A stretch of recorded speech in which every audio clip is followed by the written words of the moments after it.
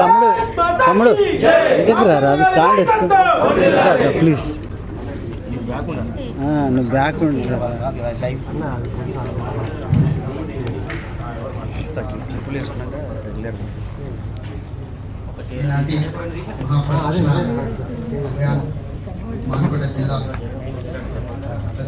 చెప్తుంటే రాదు నేను చెప్పిన ఇది కాదు.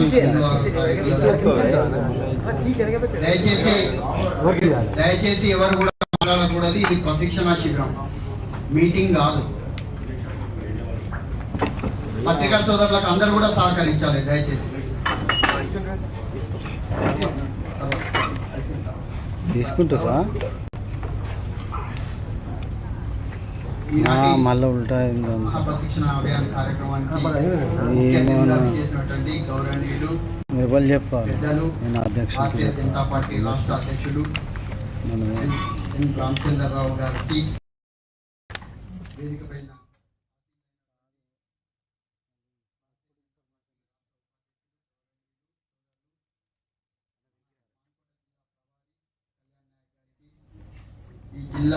ఈ ప్రశిక్షణ అభియాన్కు ప్రభారిగా వ్యవహరిస్తున్నటువంటి రాష్ట్ర ఎస్టీ మోర్చా అధ్యక్షుడు రవినాయక్ గారికి, రాష్ట్ర కార్యవర్గ సభ్యులు ముద్దిరాజు రామచంద్రరావు గారి గౌరవనీయులు వారికి, మరియు సుధీర్ రెడ్డి గారికి, పూర్వ జిల్లా అధ్యక్షులు యాప సీతయ్య గారికి, మరియు జిల్లా ప్రధాన కార్యదర్శులు చీకటి మహేష్ గారికి, గడ్డం అశోక్ గారికి, మరియు మదన్ నాయక్ గారికి, స్టేట్ కౌన్సిల్ సభ్యులు శ్యామ్ సుందర్ శర్మ గారికి, ఈ శిక్షణ శిబిరానికి కన్వీనర్గా వ్యవహరిస్తున్నటువంటి సింగారపు సతీష్ గారికి, వివిధ మండలాల నుండి ఇచ్చేసినటువంటి అపేక్షితులందరికీ కూడా పేరు పేరున హృదయపూర్వక స్వాగతం సుస్వాగతం తెలియజేస్తూ,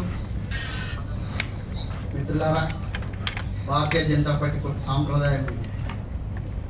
ఇది ప్రశిక్షణ సాంప్రదాయం, ప్రశిక్షణ కార్యక్రమం.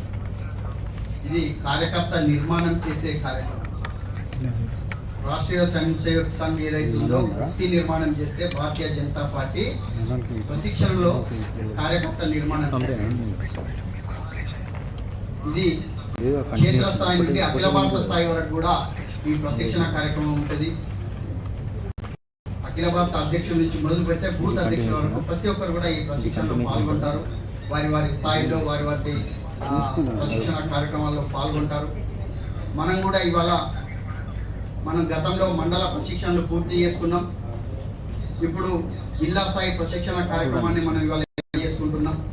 దీనికి మండల అధ్యక్షులు, ప్రధాన కార్యదర్శులు, మోర్చా పై స్థాయి బాధ్యులు, ముఖ్య నాయకులు అందరినీ కూడా ఈ ప్రశిక్షణకు ప్రత్యేకంగా ఆహ్వానించడం జరిగింది. ఇది 36 గంటల సేపు ఇక్కడ ఉంటుంది. ఇవాళ ఉదయం నుంచి రేపు సాయంత్రం సమారోహ కార్యక్రమంతో ముగుస్తుంది. 11 కాలాంశాలు ఉంటాయి. ప్రతి కాలాంశం కూడా ఒక భారతీయ జనతా పార్టీ వక్త మనకు మార్గనిర్దేశనం చేస్తారు కాలాంశాలలో. దాన్ని మనం అందరం కూడా విజ్ఞతతోటి మనం విని, కార్యకర్త ఏ విధంగా ఉండాలి, భారతీయ జనతా పార్టీ విధానాలు ఏంటి, భారతీయ జనతా పార్టీ దేశానికి చేస్తున్నది ఏంటిది, ఇలాంటి విషయాలన్నీ కూడా వ్యక్తి నిర్మాణము, కార్యకర్త నిర్మాణము, కార్యపద్ధతి, సంస్థాగత నిర్మాణము, రకరకాల అంశాలు ఉంటాయి దీంట్లో.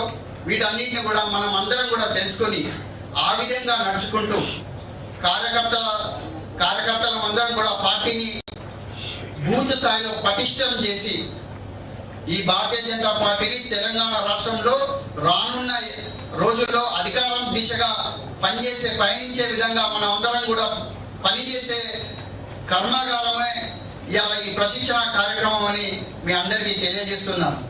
చాలా విషయాలు ప్రశిక్షణ విషయం గౌరవనీయులు మన రాష్ట్ర అధ్యక్షుల వారు చాలా విషయాలు మనం ముందుంచుతారు. నేను మీ అందరికీ విజ్ఞప్తి చేస్తున్నా, క్రమశిక్షణతోటి ఇవాళ ఇప్పుడు ఈ ఉద్ఘాటన కార్యక్రమం నుండి ప్రతి కాలాంశంలో కూడా ఎవరు కూడా బయటికి వెళ్ళకూడదు. మనకు ప్రతి కాలాంశానికి బ్రేక్ ఉంటుంది. మనకు అన్ని కూడా టీ కావచ్చు, అల్పాహారం కావచ్చు, మధ్యాహ్న భోజనం, రాత్రి భోజనము, బస ఇవన్నీ కూడా ఏర్పాటు చేయడం జరిగింది. మనం అందరం కూడా ఇక్కడే ఉండాలి. రాత్రి బస కూడా ఇక్కడే ఉంటుంది. దయచేసి మనం అందరం కూడా ఉండాలి. మహిళలకు వేరే బస ఏర్పాటు చేయడం జరిగింది. మహిళలందరూ కూడా అక్కడికి వెళ్ళి అక్కడ బస చేస్తారు. రేపు ఉదయం 6 గంటలకు యోగాతో మన కార్యక్రమం ప్రారంభమవుతుంది. జిల్లా శారీరక ప్రముఖ దయ్యాల రమేష్ గారు వారు మనకు యోగా తీసుకుంటారు. అప్పటి నుంచి మళ్ళా రేపటి దినచర్య ప్రారంభమవుతుంది. ఈవినింగ్ సమారోహ కార్యక్రమంతో ఇది పూర్తవుతుంది. కాబట్టి ప్రతి ఒక్కరం కూడా ఈ 2 రోజులు క్రమశిక్షణతోటి విధిగా మనము ఈ ప్రశిక్షణలో పాల్గొనాలని మీ అందరూ కూడా విజ్ఞప్తి చేస్తున్నా. ప్రధానంగా సెల్ ఫోన్లు ఖచ్చితంగా ఈ ఉద్ఘాటన కార్యక్రమం అయిపోయిన తర్వాత అక్కడ డిపాజిట్ చేసి రావాలి. ఏ ఒక్కరి దగ్గర సెల్ ఫోన్ ఉండకూడదు. మన బ్రేక్ టైంలో మీకు కావాలంటే తీసుకోవచ్చు. మీకు ఏమైనా అవసరాలు ఉంటే ఫోన్లు ఇట్లా ఏదన్నా మాట్లాడుకోవచ్చు. తర్వాత మళ్ళీ అక్కడే ఇచ్చేసి వచ్చి మనం ప్రాంగణంలో కూర్చోవాలని మీకు అందరికి విజ్ఞప్తి చేస్తున్నాను. నాకు ఈ అవకాశం ఇచ్చినందుకు అందరికీ కూడా పేరు పేరున హృదయపూర్వక నమస్కారాలు తెలియజేస్తున్నాను. ఇప్పుడు గౌరవనీయులు భారతీయ జనతా పార్టీ రాష్ట్ర అధ్యక్షులు మన శ్రీ రామచంద్రరావు గారిని మన ఈ ఉద్ఘాటన కార్యక్రమం గురించి మనకు అందరికీ కూడా నిర్దేశం చేయాలని విజ్ఞప్తి చేస్తున్నాను.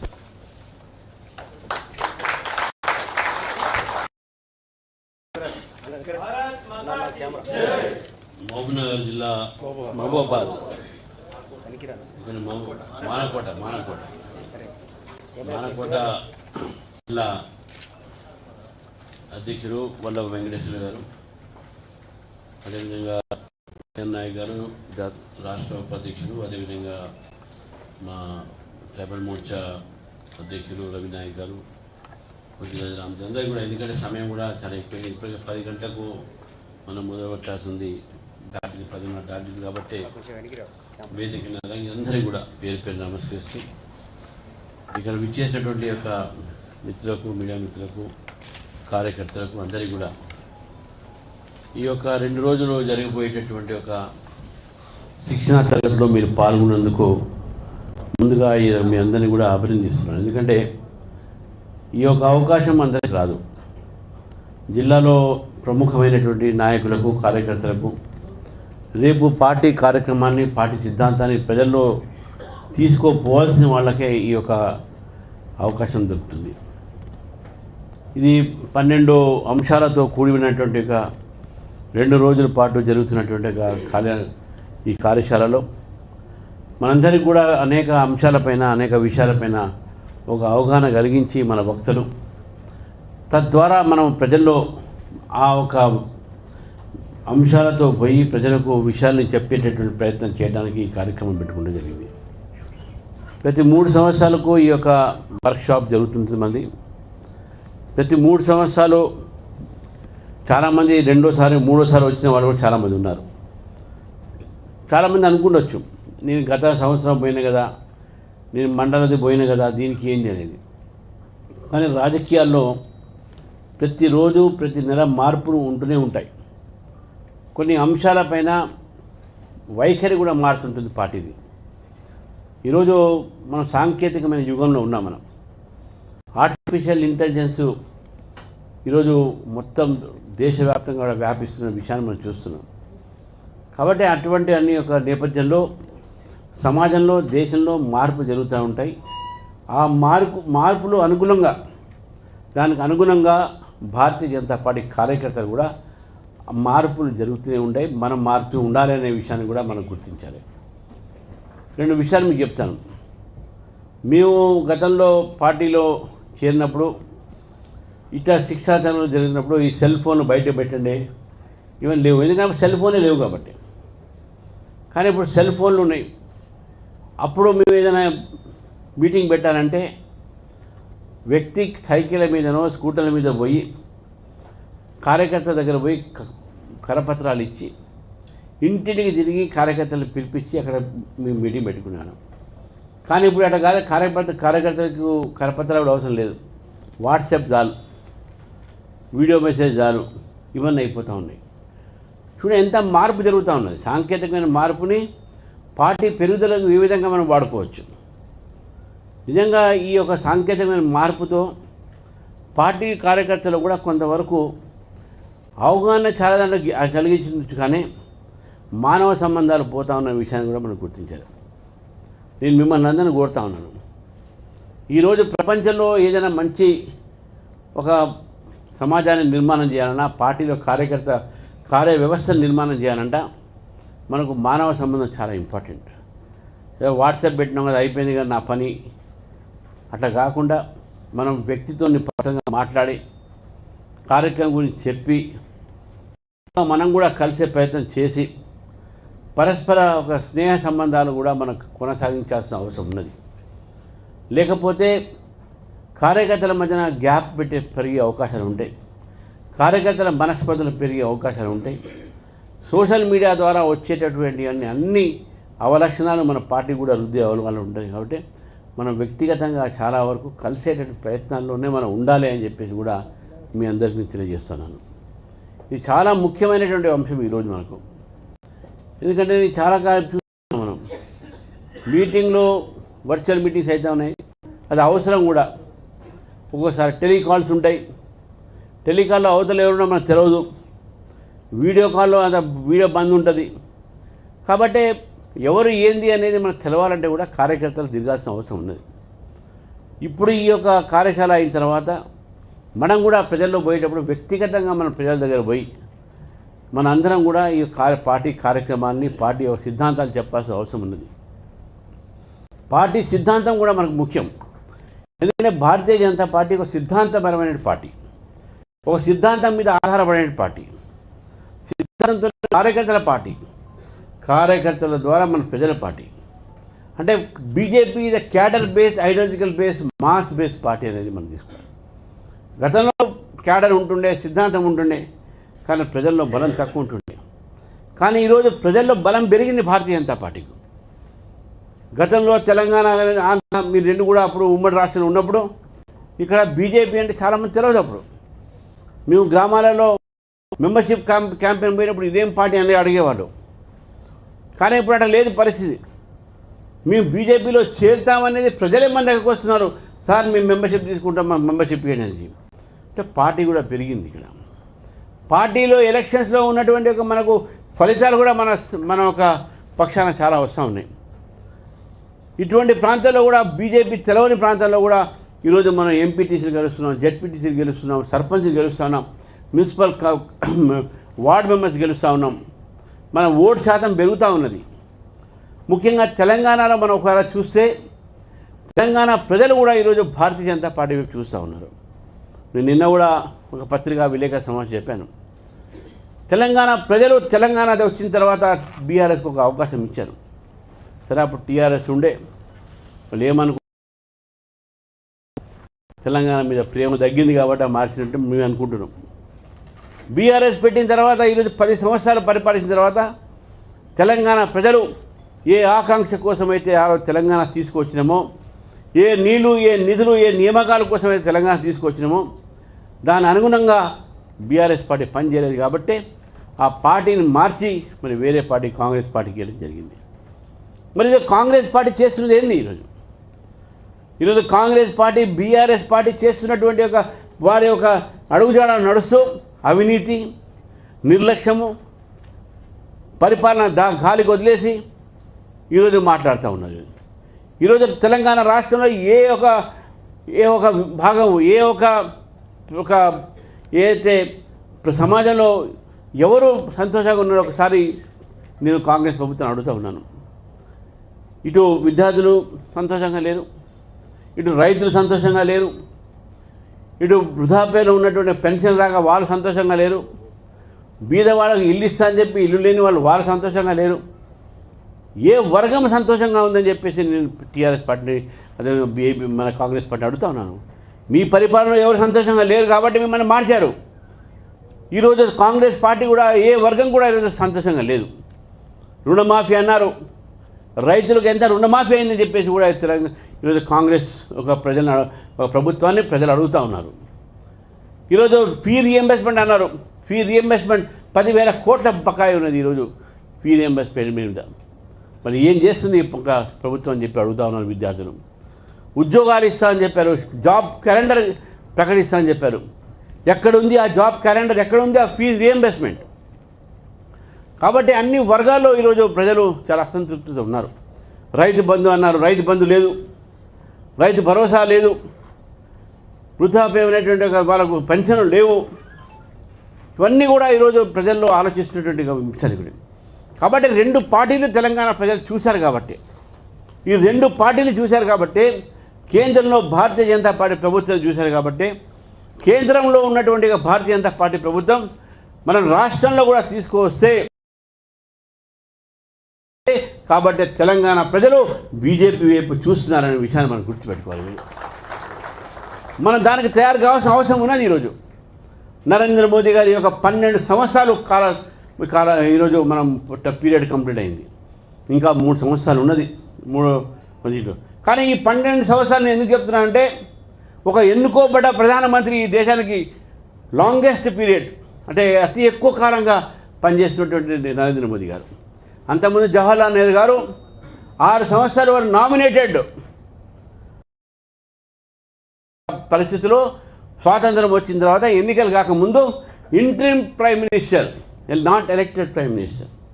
ఒక ఎలక్టెడ్ ప్రైమ్ మినిస్టర్గా 12 సంవత్సరాలు ఈ దేశం రికార్డు బదలు చేసి నరేంద్ర మోదీ గారు ముందు వెళ్తూ ఉన్నారు. ఈరోజు ఈ 12 సంవత్సరాలు ఈ దేశ ప్రజలకు వారు చేసినటువంటి కొన్ని అంశాలను కూడా మనం గుర్తుపెట్టుకోవాలి. అది ప్రజల దాకా చెప్పాలి. 2014 ముందు ఈ యొక్క దేశంలో ఏదైనా మనం వింటున్నామంటే కేవలం కుంభకోణాలు తప్ప వేరే వినేది లేదు. ఆ scam, 2G scam, submarine scam, helicopter scam, ఎన్ని కోట్లాది రూపాయలతో ఉన్న స్కామ్ మనం చూసినాం. అవినీతి కుంభకోణాలు తప్ప మనకు యూపీఏ ప్రభుత్వంలో ఏం కనబడలేదు. మనకు అభివృద్ధి ఎక్కడ లేనే లేదు. వేరే దేశానికి అప్పు తీసుకొచ్చి మన ఒక ఫారెన్ రిజర్వ్స్ కూడా ఆల్మోస్ట్ అయిపోయినాయి మన దగ్గర. 2014లో ఎప్పుడైతే నరేంద్ర మోదీ గారు వచ్చారో ఈ యొక్క దేశాన్ని దాదాపు మన ఒక ఖజానాన్ని ఖాళీ పెట్టి మనకి ఇవ్వడం జరిగింది. కానీ నరేంద్ర మోదీ గారు వచ్చిన తర్వాత ఆలోచించారు. ఈ దేశంలో బ్యాంకులు ఏదైతే ఉన్నాయో ఈ బ్యాంకు మెట్లు ఎక్కేవాళ్ళు ఎవరంటే డబ్బున్న వాళ్ళు, బిజినెస్ మెన్లు, క్యాపిటలిస్టులు వాళ్ళే ఎక్కుతారు. కానీ ఈ దేశంలో పేద రైతు సామాన్యుడు బ్యాంకు పోయేటటువంటి పరిస్థితి లేదు. కాబట్టి ఆ దేశంలో ఉన్నట్టు ప్రతి ఒక్క వ్యక్తిని, ప్రతి ఒక్క బీదవాడిని, ప్రతి ఒక్క పౌరుడికి బ్యాంకులో ప్రధానమంత్రి జన్ ధన్ యోజన కింద బ్యాంక్ అకౌంట్ ఓపెన్ చేయించారు. తద్వారా వారికి రావాల్సిన లబ్ధి డైరెక్ట్గా బ్యాంకులో వాళ్ళకి పడుతుంది. మధ్యవర్తులు ఎవరు లేరు. కాబట్టి ఒక్క రూపాయి కూడా అవినీతి జరిగే అవకాశం లేకుండా చేసింది నరేంద్ర మోదీ గారు. ఎందుకంటే రాజీవ్ గాంధీ గారు ఆ రోజు అన్నారు, నేను రూపాయి పంపిస్తే కిందికి 15 పైసలు మాత్రమే పోతుంది, ఈ 85 పైసలు మాత్రమే మధ్య దాని తినేస్తున్నా అని చెప్పేసి. కానీ నరేంద్ర మోదీ గారు ప్రధానమంత్రి జన్ ధన్ యోజన కింద రూపాయి పంపిస్తే ఆ రూపాయికి రూపాయి ఈరోజు అతని యొక్క అకౌంట్లో పడుతుంది. ఒక్క పైసా కూడా మధ్య అవినీతి లేదు. మరి అటువంటి అవినీతి రహితమైన పాలన 12 సంవత్సరాలు నరేంద్ర మోదీ గారు మనకు అందించారు. ఈ దేశానికి పెద్ద వరం అదని చెప్పేసి కూడా నేను భావిస్తున్నాను. అవినీతి రహితమైన పాలన కాదు. ఈరోజు ప్రధానమంత్రి ఆవాస్ యోజన కింద ఈ దేశంలో కోట్లాది మందికి ఇల్లు అవకాశాలు ఇచ్చారు. ఇల్లు కట్టడానికి ఒక సులభంగా చేసేటువంటి విషయాన్ని మనం చూస్తూ ఉన్నాం.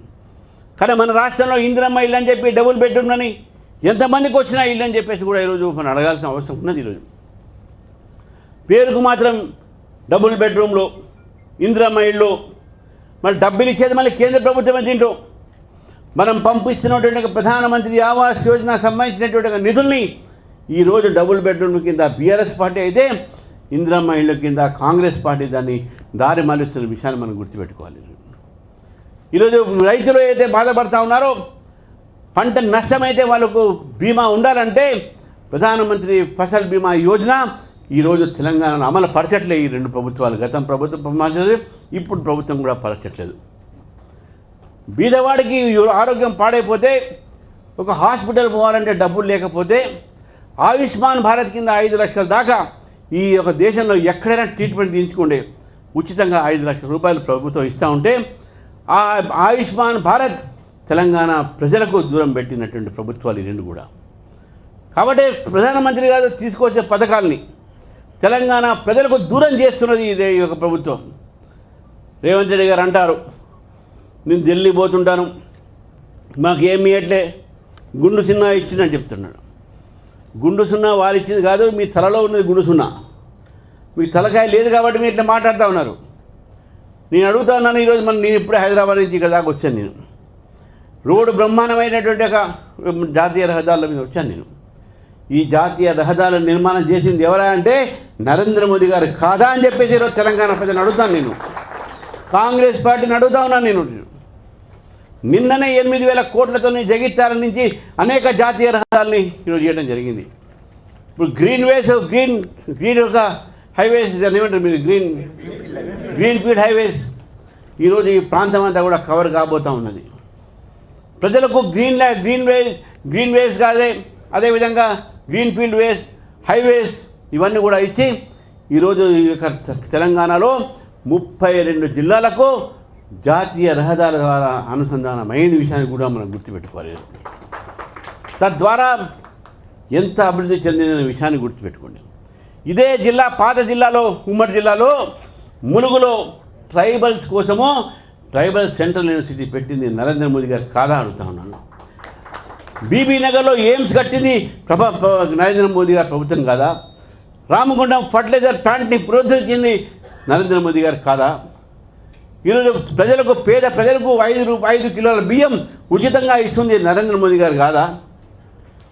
ఈరోజు దేశవ్యాప్తంగా కూడా అనేకమైన పథకాలు భారతదేశంలో అన్ని పథకాలు కూడా తెలంగాణలో అమలుపరిచే ప్రయత్నం చేస్తుంది అది నరేంద్ర మోదీ గారు కాదా? కాజీపేట కోచ్ ఫ్యాక్టరీ నిర్మాణం చేసింది నరేంద్ర మోదీ గారు కాదా? వరంగల్లో టెక్స్టైల్ పార్క్ నిర్మాణం చేస్తుంది నరేంద్ర మోదీ గారు కాదా? జహీరాబాద్లో ఇండస్ట్రియల్ పార్క్ చేసింది మన నరేంద్ర మోదీ గారు కాదా? ఇప్పటి వరకు 13 లక్షల కోట్లతోనే తెలంగాణకు అభివృద్ధి చేసినటువంటి విషయాన్ని మనం గుర్తించాలి. నరేంద్ర మోదీ గారు తెలంగాణకు గత 12 ఏళ్ళుగా 13 లక్షల కోట్ల రూపాయలతోని తెలంగాణ అభివృద్ధిలో భాగంగా ఉన్నారు. ఈ 2 ప్రభుత్వాలు ఏం చేసినాయని చెప్పి అడుగుతా ఉన్నాను. మీరు అవినీతి తప్ప ఏం చేయలేదు. కాళేశ్వరంలో అవినీతి, ఫామ్లో రేసులో అవినీతి, ఇటు కాంగ్రెస్ పార్టీ అన్నింటిలో అవినీతి చేస్తూ ఉన్నారు. ఇప్పుడు కొత్తగా అవినీతి కోసము తుమ్మడి హట్టు చేస్తా చెప్పి తీసుకొచ్చి దాని మీద కూడా చేసినారు. అదేవిధంగా 10 కోట్ల 40 క్రోర్స్తోని ఈరోజు రైల్వే యొక్క అభివృద్ధి, ఈరోజు ఇక రైల్వే స్టేషను మహబూబాబాద్లో కూడా చేయడం జరిగింది. వందే భారత్ తీసుకురావడం జరిగింది ఈ యొక్క రాష్ట్రంలో. దాదాపు 600 కోట్లతోని మెడికల్ కాలేజ్ కూడా రాబోతూ ఉన్నది. 300 పడకలకు ఈ ఆసుపత్రి మన త్వరలోనే మనకు రాబోతూ ఉన్నది ఇక్కడ. కాబట్టి ఈ జిల్లాలో అంటే ఉమ్మడి జిల్లాలో ఇవన్నీ కూడా మనం ఆలోచిస్తే నరేంద్ర మోదీ గారు మన పేద ప్రజల కోసము, మన తెలంగాణ కోసము ఆలోచించేటువంటి వ్యక్తిని విషయాన్ని మనం గుర్తుపెట్టుకోవాలి. ఈ యొక్క మహబూబాబాద్లో చాలామంది ఇక్కడ షెడ్యూల్డ్ ట్రైబ్స్ సంబంధించినటువంటి ఒక వాళ్ళు ఉన్నారు. నేను ఒకటే అడుగుతా ఉన్నాను, ఆ రోజు బీఆర్ఎస్ ప్రభుత్వం ముస్లిం రిజర్వేషన్ల పేరు మీద ట్రైబల్స్కు రావాల్సినటువంటి 9% రిజర్వేషన్లు ఆ ముస్లిం రిజర్వేషన్ కలిపి ఒక 2 ఏళ్ళు ట్రైబల్స్కు రిజర్వేషన్ ఆలస్యంగా వచ్చింది. జనాభా ఆధారంగా రిజర్వేషన్ రావాలని చెప్పేసి ఆ రోజు భారతీయ జనతా పార్టీ డిమాండ్ చేశాం. 10% ఏదైతే ట్రైబల్స్కు ఉన్నారో వాళ్లకు రిజర్వేషన్స్ ఇవ్వాలని చెప్పి కోరుతా ఉన్నాం. ఈ ప్రభుత్వం వచ్చిన తర్వాత మేము ఇస్తామని చెప్తా ఉన్నారు. కానీ కాంగ్రెస్ ప్రభుత్వం ఎప్పుడు కూడా కాంగ్రెస్ పార్టీ ట్రైబల్స్ని అవమానపరిచినటువంటి విషయాన్ని గుర్తుపెట్టుకోవాలి. ఆ రోజు దేశ రాష్ట్రపతిగా మనం ద్రౌపది ముర్ముని నరేంద్ర మోదీ గారు ఆ రోజు నియమిస్తే కాంగ్రెస్ పార్టీ ఏం చెప్పారు? ఆమె రాష్ట్రపతియా రాష్ట్రపత్నియా అని చెప్పారు. మరి అది ద్రౌపది ముర్ము గారిని అవమానపరిచాడు కాదా? ఈ దేశంలో ఒక ట్రైబల్స్ని అవమానపరిచాడు కాదా? ఆ 2014 వరకు ట్రైబల్స్కు కేవలము 4,000 కోట్ల మాత్రమే బడ్జెట్లో ఉండే. కానీ నరేంద్ర మోదీ గారు వచ్చిన తర్వాత దాదాపు 13,000 కోట్ల రూపాయల బడ్జెట్ పెంచడం జరిగింది. అది 3 మనం పెంచడం జరిగింది. అంతేకాదు మిత్రులారా, ఈరోజు ఈ యొక్క దేశంలో ట్రైబల్ యూనివర్సిటీ ఇక్కడ తీసుకొచ్చినాం, ట్రైబల్ మ్యూజియం తీసుకొచ్చినాం. అసలు ట్రైబల్ మినిస్ట్రీ తీసుకొచ్చింది అటల్ బిహారీ వాజ్పేయి గారు. కాంగ్రెస్ పార్టీ ఎప్పుడు తీసుకురాలేదు. అప్పటి వరకు ఎస్సీ ఎస్టీ మినిస్ట్రీని ఉండే, ఎస్సీ ఎస్టీ కమిషనే ఉండే. కానీ అటల్ బిహారీ వాజ్పేయి గారు వచ్చిన తర్వాతనే ట్రైబల్ సపరేట్ మినిస్ట్రీ, ట్రైబల్కి సపరేట్ కమిషన్ రావడం జరిగింది. కాబట్టి కాంగ్రెస్ పార్టీ ఎప్పుడు కూడా ఎస్సీ ఎస్సీని కేవలం ఓటు కానీ వాళ్ళ లేదు.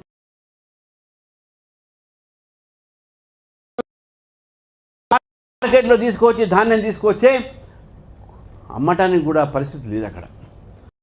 అంటే అమ్మటానికి కొనేవాళ్ళు కొంతమంది రైస్ మిల్లర్స్ కానీ కొంతమంది కమిషన్ ఏజెంట్లు కానీ రైతులకు ఎంఎస్పీ కింద తక్కువ ధరలో అమ్మించేటటువంటి ఒక పరిస్థితిని నిర్మాణం చేసి రైతులను కూడా మోసం చేసింది కాంగ్రెస్ ప్రభుత్వం. ఈరోజు నిజంగా ఎక్కడ ఏ కళ్ళాలకు పోయినా, ఏ ఒక మార్కెట్ యార్డ్ చూసినా, ఏ ఒక ఐకేపీ కేంద్రాలు చూసినా ఇంకా ధాన్యం అదే విధంగా అక్కడ పడుందని చెప్పేసి కూడా మనం చూడాలి. ఈరోజు ధాన్యం ఎత్తలేని పరిస్థితి ఉంది అక్కడ. అకాల వర్షాల వల్ల ధాన్యం తడిచి మాయిశ్చర్ పెరిగి ముక్కి దాని యొక్క ధరలు పడిపోతూ ఉన్నాయి. రైతు కళ్ళలో నీళ్ళు వస్తూ ఉన్నాయి. కానీ ప్రభుత్వంలో మాత్రం చలనం లేదు. పైపెచ్చి ఎప్పుడైతే భారతీయ జనతా పార్టీ నాయకులు ఈ కళ్ళాలయమని తిరుగుతూ ఉన్నారో, మార్కెట్ యార్డ్ తిరుగుతూ ఉన్నారో, అప్పుడు ఈ యొక్క ప్రభుత్వం ముందుకొచ్చి మేము కొంటున్నాం అని చెప్తా ఉన్నారు. ఆ కొనేటటువంటి ఒక దాని మీద కూడా ప్రభుత్వం క్లారిటీ లేదు. ఒక మంత్రి మీ 50 లక్షలు మెట్రిక్ టన్ కొన్నామంటారు, ఇంకో మంత్రి మేము 30 కొన్నామంటారు, ఇంకోటి 60 కొన్నామంటాం. ఏ మంత్రిని నమ్మాలి మనం? ఏ మంత్రి వాస్తవాన్ని మాట్లాడుతున్నాడు? వాళ్ళకి క్లారిటీ లేదు. ఈరోజు ఈ రాష్ట్రాన్ని మొత్తం వెనక్కి పంపిస్తుందే కాంగ్రెస్ పార్టీ. ఈరోజు అభివృద్ధి అంతా కూడా రాష్ట్రంలో ఆగిపోయింది. కేవలం కుంభకర్ణ కోసం, కమిషన్ల కోసం, కాంట్రాక్టర్ల కోసం ఈ ప్రభుత్వాన్ని నడుపుతూ ఉన్నారు. ఈరోజు రైతు భూమిని కూడా ఈరోజు రియల్ ఎస్టేట్ కింద మార్చేటటువంటి ఒక పథకాలు తీసుకొస్తున్నారు వాళ్ళు. రైతులని ఈరోజు కన్నీరు పెట్టించేటువంటి ప్రభుత్వం ఏదైనా ఉందంటే అది కాంగ్రెస్ ప్రభుత్వం. గత ప్రభుత్వం రైతుల్ని ఫస్ట్ టైం బేడీ లేసి అరెస్ట్ చేసిన విషయాన్ని కూడా మనం గుర్తిస్తున్నాం. మనం పక్కన ఉన్న ఖమ్మం జిల్లాలో ముదిగొండ గ్రామంలో రైతులకు బేడీ వేసింది అప్పుడు బీఆర్ఎస్ ప్రభుత్వం అయితే, ఈరోజు రైతులని ఆత్మహత్య వైపు తీసుకోపోతున్నది అని కాంగ్రెస్ ప్రభుత్వం. ఈ కాంగ్రెస్ ప్రభుత్వం ఈరోజు రైతులను పట్టించుకోవట్లేదు, విద్యార్థులను పట్టించుకోవట్లేదు, నిరుద్యోగులను పట్టించుకోవట్లేదు. నిరుద్యోగులకు 4,000 రూపాయలు బత్తాలు ఇస్తాను. నిరుద్యోగ బత్తాలు పక్క పెట్టండి. కనీసం ఉద్యోగస్తులకైనా సమయానికి మీరు జీతాలు ఇస్తున్నారా? ఈరోజు పెన్షన్లు సమయానికి రాక దాదాపు 10 సంవత్సరాల నుంచి పెన్షన్ రాకపోతే చాలామంది ఆ పెన్షన్ రైతులు ఏదో రిటైర్డ్ ఎంప్లాయీస్ ఉన్నారో వాళ్ళు కూడా సూసైడ్ చేసుకుంటూ ఉన్నారు. 60 మంది దాదాపు ఆత్మహత్య చేసుకున్నారు ఈ యొక్క కాంగ్రెస్ ప్రభుత్వం చేయబట్టి. వాళ్ళకు సరిగ్గా పెన్షన్స్ రావట్లేదు. మొన్న క్యాబినెట్ మీటింగ్లో ఫస్ట్ నాడే జీతాలు ఇస్తామని చెప్తున్నారు. అంటే మొన్న 3 సంవత్సరాలే మీ ప్రభుత్వం వచ్చి ఫస్ట్కు జీతాలు మీరు ఇవ్వలేదు అర్థం, ఇప్పుడు ఇస్తామని చెప్తా ఉన్నా. ఈ ధనిక రాష్ట్రాన్ని ఒక అప్పుల రాష్ట్రం కింద మార్చింది గత ప్రభుత్వం అయితే, ఈ ధనిక రాష్ట్రాన్ని బీద రాష్ట్రం కింద మారుస్తున్నది కాంగ్రెస్ పార్టీ అనే విషయాన్ని కూడా మనం గుర్తుపెట్టుకోవాలి. ఈ ఇద్దరు కలిసి తెలంగాణ పేరు మీద తెలంగాణ ప్రజలు దోచుకుంటున్నారు. అవసరం వచ్చినప్పుడల్లా, వాళ్ళ బలహీనపడినప్పుడల్లా తెలంగాణ సెంటిమెంట్ని రెచ్చగొడతా ఉన్నారు. కానీ తెలంగాణ ప్రజల జీవితాల్లో మాత్రం మార్పు తీసుకురావట్లేదు. అందుకే మిత్రులారా, ప్రజలు చూస్తూ ఉన్నారు, తెలంగాణ ప్రజలు భారతీయ జనతా పార్టీ వైపు. ఇది భారతీయ జనతా పార్టీ రావాలి తెలంగాణలో.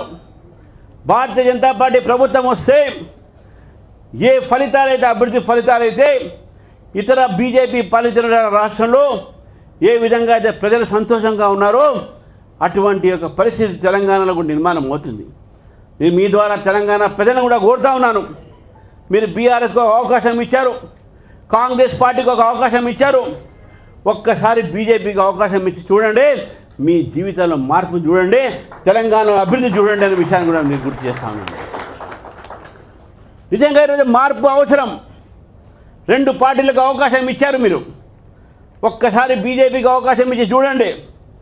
రాబోయేది తెలంగాణలో బీజేపీ ప్రభుత్వమే అని చెప్పేసి కూడా నాకు పూర్తి నమ్మకం ఉంది మిత్రులు. ప్రజల ఒక ఉత్సాహము, కార్యకర్తల ఒక ఉత్సాహము, ఈ ఉత్సాహంతో మనం ముందుకు పోవాలి. మనం కష్టపడి పని చేయాలి, సంకల్పంతో పని చేయాలి. ప్రజలు మన వైపు చూస్తూ ఉన్నారు కాబట్టి ప్రజలకు ఈరోజు భారతీయ జనతా పార్టీ అవసరం ఎందుకు అని చెప్పాల్సిన అవసరం ఉన్నది. నరేంద్ర మోదీ గారి నాయకత్వంలో ఈరోజు దేశం చాలా అభివృద్ధి చేస్తూ ఉన్నది. ఈరోజు నిజంగా ప్రపంచంలో 4వ స్థానంలో మనం ఉన్నాం. 4వ స్థానంలో ఉన్నటువంటి మన దేశము ఆర్థికంగా పెరుగుతూ ఉన్నాం. ఇతర దేశాల్లో ఈరోజు వాళ్ళు కిందికి పోతూ ఉన్నారు. అదేవిధంగా ఈరోజు చేవల్ల ట్రైబల్ డిక్లరేషన్ ఏమైంది? ఈరోజు కాంగ్రెస్ పార్టీని అడగాల్సిన అవసరం ఉన్నది. బీసీ డిక్లరేషన్ ఏమైంది? కామారెడ్డి అడుగుతా ఉన్నాను. వరంగల్లో రైతు డిక్లరేషన్ ఏమైంది అని అడుగుతా ఉన్నాను. ఈ డిక్లరేషన్ అన్నమాట డిక్లరేషన్ చేశారు కానీ అసలు ఎక్కడ కూడా పని చేసింది ఎక్కడ లేదు ఈరోజు. కాబట్టి ప్రజలు ఆలోచించాల్సిన అవసరం ఉన్నది. ఈరోజు ఈ 2 పార్టీలకు మనం స్వస్తి పెట్టి పలకాల్సిన అవసరం ఉన్నది. అవకాశం ఇవ్వండి భారతీయ జనతా పార్టీకు అన్నది మీరు కూడా ప్రజల దగ్గర వెళ్ళాల్సిన అవసరం ఉన్నది. మీరు ఈ 2 రోజుల్లో నేర్చుకున్నటువంటి తెలుసుకున్నటువంటి అంశాలన్నీ కూడా ఈరోజు ప్రజల దగ్గరికి వెళ్ళి ఈ ప్రజలకు భారతీయ జనతా పార్టీ ప్రభుత్వం ఏ విధంగా అయితే అన్ని రకాలుగా సహకరిస్తుందో తెలంగాణకు విషయాలు కూడా చెప్పాలి. ఈరోజు అమృత్ సిటీ కింద, స్మార్ట్ సిటీస్ కింద ఈరోజు నగరాలని ఈరోజు అభివృద్ధి మార్గంలో తీసుకుపోయేదే కేంద్ర ప్రభుత్వం, బీజేపీ ప్రభుత్వం. వరంగల్లో రామప్ప టెంపుల్ని వరల్డ్ హెరిటేజ్గా రికగ్నైజ్ చేసిందే భారతీయ జనతా పార్టీ ప్రభుత్వం. ఇది పర్యాటనం కానివ్వండి, ఇటు పరివాహక విషయం కానివ్వండి, ఇటు అన్ని పర్యావరణం రక్షించిన విషయాలు కానివ్వండి, అన్నింటి కూడా ఈరోజు భారతీయ జనతా పార్టీ ముందుకు తీసుకుపోతూ ఉంది. ఈరోజు ప్రపంచ పర్యావరణ దినం ఉంది. ఈరోజు ప్రపంచ పర్యావరణ దినం సందర్భంగా మనందరం కూడా బాధ్యత, ఒకటి సామాజిక బాధ్యత. ఆ బాధ్యత ఏంటంటే ప్రతి ఒక్కరు కూడా మనం ఒక చెట్టు నాటాలి తల్లి పేరు మీద. ఏక్ పేడ్ మాకే నామ్, తల్లి పేరు మీద ఒక చెట్టు నాటుదాం. ఇప్పటికే దాదాపు 2060 కోట్ల చెట్లు భారతదేశంలో నరేంద్ర మోదీ గారు వచ్చిన తర్వాత వారి పిలుపుకై ఈరోజు చెట్లు నాటుతూ ఉన్నాం. మనం ఈరోజు మనకు అడవులు అవసరం, అడవులు కాపాడాల్సిన అవసరం ఉంది, అడవి ప్రాణాలను కాపాడాల్సిన అవసరం ఉన్నది. కాబట్టి ఆ పర్యావరణ కూడా రక్షించేటటువంటి ఒక సామాజిక బాధ్యత ప్రతి భారతీయ జనతా పార్టీ కార్యకర్త మీద ఉన్నది, ప్రతి పౌరుడి మీద ఉన్నది. ప్రపంచంలో అతిపెద్ద రాజకీయ పార్టీ 11 కోట్ల సభ్యతతో ఈరోజు ఆ పార్టీలో మనందరం కూడా సభ్యులుగా ఉన్నామంటే మనం గర్వపడాల్సిన అవసరం ఉన్నది.